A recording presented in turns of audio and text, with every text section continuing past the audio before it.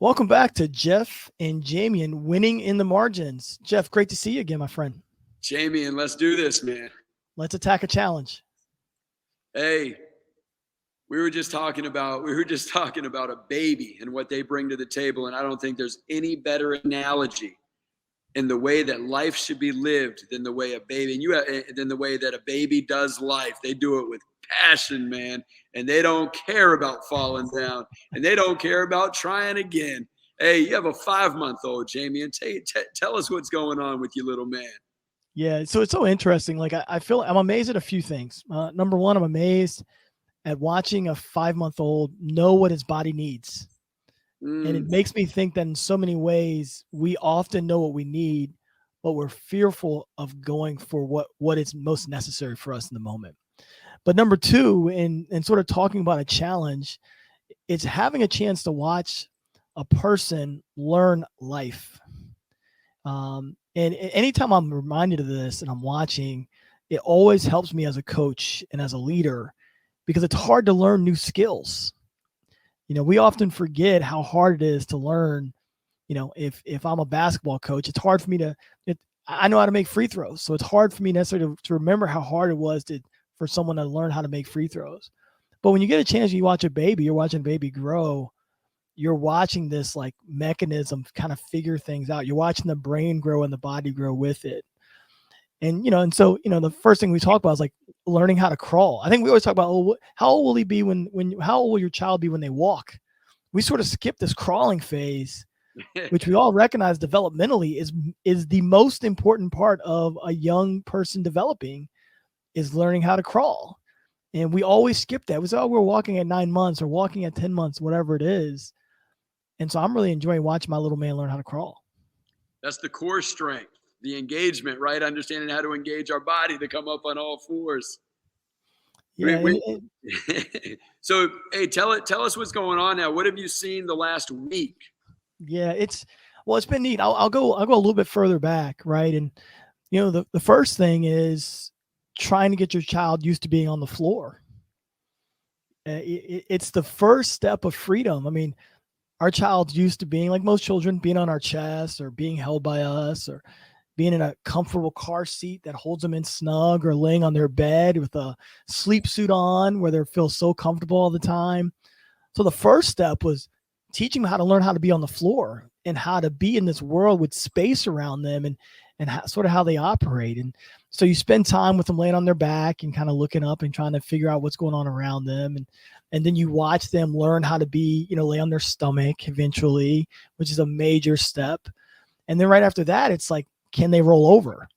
You can't even put a child in their bed on their stomach until they know how to roll over. And so this process, when they start rolling, I think is really kind of interesting. So it's like, you think about they're on our fours, they're on their stomach, and they're trying to get someplace. They just don't know how to get there. And when they first start rolling over, they're like banging their heads and their arms, or they're trying to learn how to move their legs over so they can gain enough momentum. I can equate it to so many things that we've tried to do in life, where you know where you want to go, but you just don't know how to get there. And so early on, you're sort of figuring out the mechanisms of how to get to where you want to go. And the one thing that a baby has is humility. If you want to see humility, my goodness, does a baby know that they can give effort? And then they also know they're probably they might know, they might not, but they're going to fall down on their face. Yeah. Then they're going to just try again. And there's so much joy. And what they're learning is commitment. They learn dedication to making the attempt again. Yeah. They learn what works and what doesn't work, and how to make the adjustment, how to pivot. It's nuts, man. Like, you being able to watch a 5-month-old tells you exactly how to live. And when we're missing the point of why babies are brought into this world and what they're doing for us, and instead just thinking about what we're doing for them. What am I doing for them? Am I giving them too much separation? What are they doing for you? Man, they're teaching you what you're missing right now. The ability to be the humility you don't have right now. That little man's teaching you the fearlessness that you need to develop right now that you lost somewhere along the way. And Yeah. there's always degrees, there's always gaps of every cat. There's a level of brave, there's a level of humility, there's a level of selflessness, coachability that we're always missing. And in a baby, when we're watching them learn to crawl, and then we watch them learn to walk, we're learning that determination. You know what else we're learning? Because we forget this. And this is where the challenge is missed. Progress is inevitable. And through a baby, we're able to see that within their journey. And at the same time, we need to understand that when we stop taking on the journey the way that a baby does, that's the only reason progress disappears. Yeah. And so the challenge really isn't as hard as we make it. It's the discipline that disappears. It's the commitment that disappears. It's the integrity for believing that I'm a gift and God made a champion. He brought a champion into this world. And my goodness, we don't get into our feels when we're a baby.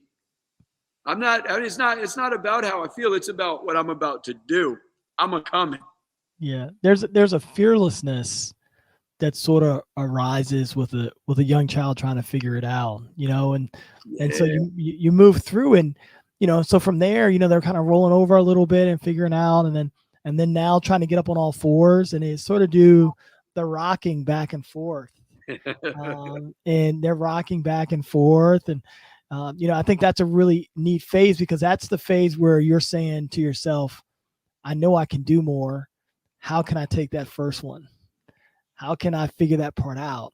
And so they rock back and forth, and they smile because they recognize their process, and you recognize your process. And what do? As a parent, you get on the floor, you get on all fours, and they're going to mimic what you teach in those moments. So you get on all fours and you start moving the right arm up and the left leg up, and you start trying to teach them the mechanics, but ultimately they're not ready for those mechanics yet. Like, they're still trying to figure out, how can I move this way? And so from right that point there, my little guy, I don't know how others did, he started doing this thing where he knew he needed to move, but he didn't know how to move. So he knew how to roll. So now he advances, and now he's just rolling around the room. Now, 2 weeks ago, he was afraid to roll. He was banging his head on the floor and afraid to roll. Now, 2 weeks in, he knows that's the only way that he can get from one place to another. And he rolls over and he looks at you and he laughs. He rolls over and he looks at you and he laughs, because he's recognizing his progress. He recognizes that he's moving. Yeah. And so now that he doesn't have this fear of falling. Hey, Jamion, keep going with what you're doing.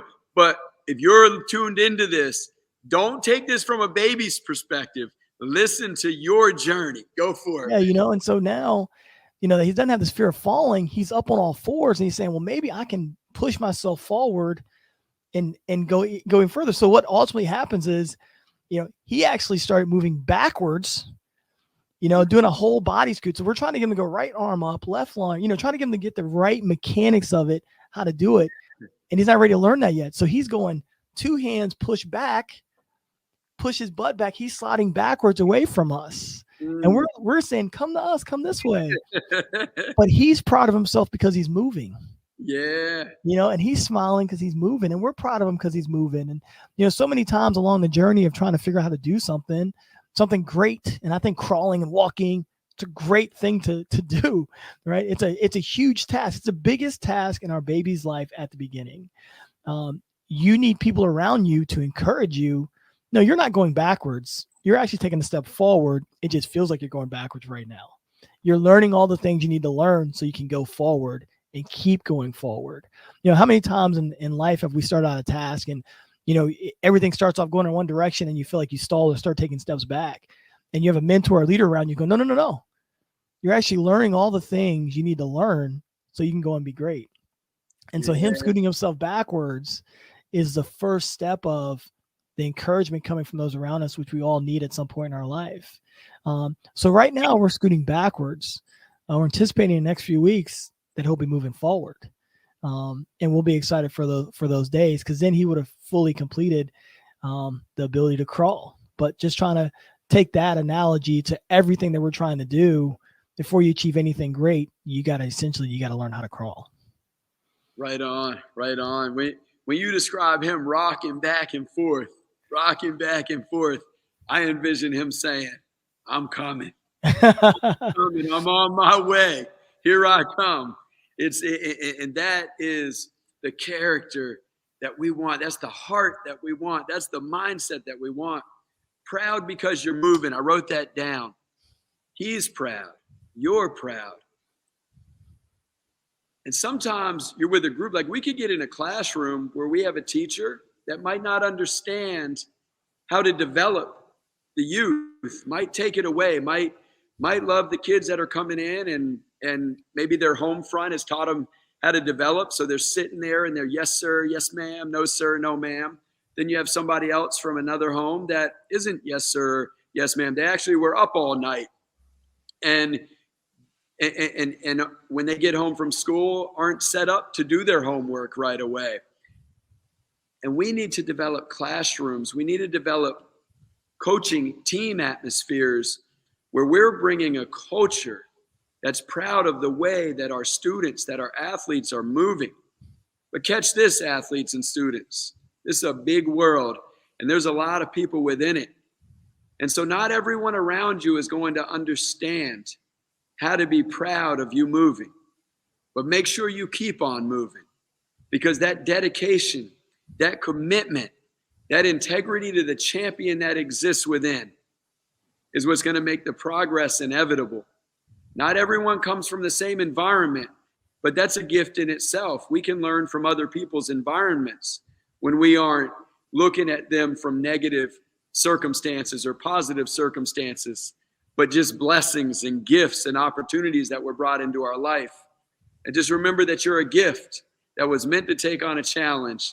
And you're going to find so many different people that come into your life that may appear as holding you back or may appear as taking you forward. But if you don't let anybody hold you back, what you're going to find is an opportunity that balls you up, that you create another opportunity for someone else because you saw what didn't work. And so you help someone else understand what does work. And let's take that same circumstance, right? Because we can look at someone as holding us back, or we can look at it as an opportunity to develop fight, to develop mental toughness, to develop poise, and continue to confidently give our best, even when others that didn't get it would give in. So remember that every moment that we're gifted in our life, one that may look negative, one that may look positive, one that may look like the perfect team, one that may look like the imperfect team. If we're looking at it through the eyes of a champion, it's meant to help develop us in a way that we're going somewhere. Jamion, I think we did a good job of telling. Yes, sir. Before you can walk, you must first learn to crawl. Thanks for taking the time with us today.